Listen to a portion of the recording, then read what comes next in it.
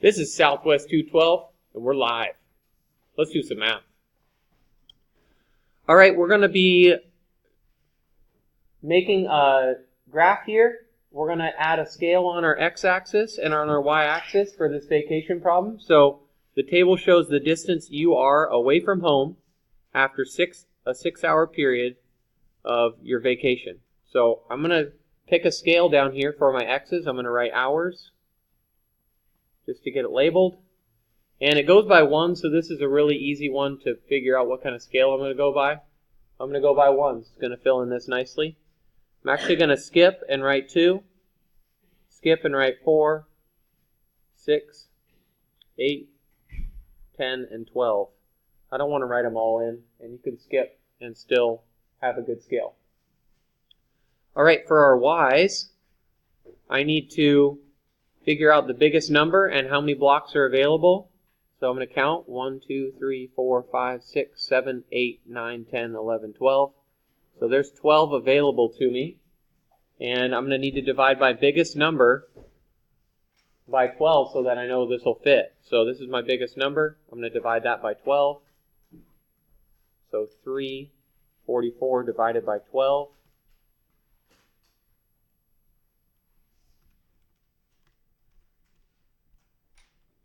Here's what I get when I do that.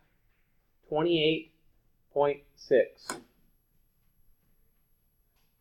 So I think I'm going to go by either 30s. But if I look at one of these questions here, the very last question wants me to predict after 8 hours. So I think I'm actually going to go by 50s so that I can make a good prediction later on. So I'll have enough room to do that. So I'm going to go by 50s. That's close enough to 30 that it'll still fit nicely. So I'm going to skip 1 and write 100. Skip and write 200. 300. 400. 500. And the top is 600. Okay, I'm going to plot my points on there. So 162, just above 50. 2 is 126. Right in the middle of 150 and 100. 188. 4 is 228.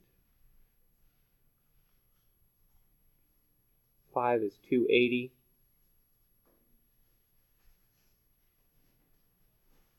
And 6 is almost 350. Really close. Okay. There are my points. They're close enough. They're not perfect. Now I need to make I made the scatter plot, and now I need to draw a line of best fit. So I'm going to take my ruler and draw a line that best fits that data there. It doesn't have to go to 0, 0.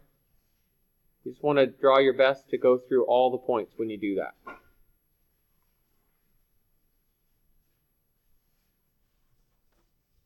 So there's my line of best fit. Fits the trend nice. It's going through and it's going the direction of the points. Write an equation for the line of best fit. So I'm going to find my slope. It pretty much starts at 0, so the bigger the slope I can do, the better estimate I'm going to get. So I'm just going to do this really big triangle right here to find the rise and the run. So that's over 6 hours. I'm going to write M equals and B equals right here to help me out. So my M will be over 6, and it goes up, and we can look right in the table how much it went up. That's kind of handy. It went up 344. I want to have a nice slope, so I'm going to round it. So I'm going to just make it 350. Then this is actually going to be a nice number. Hopefully you see why I'm doing that. So now I'm going to divide 350 divided by 6.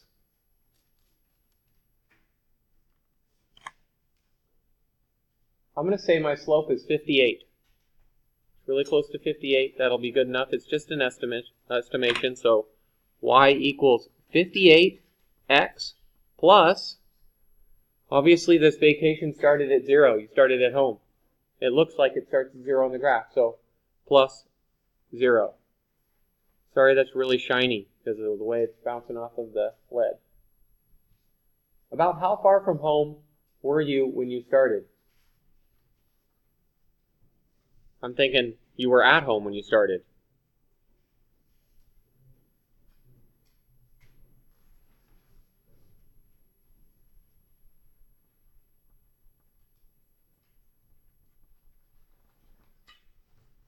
How do I know we were basically at home when we started?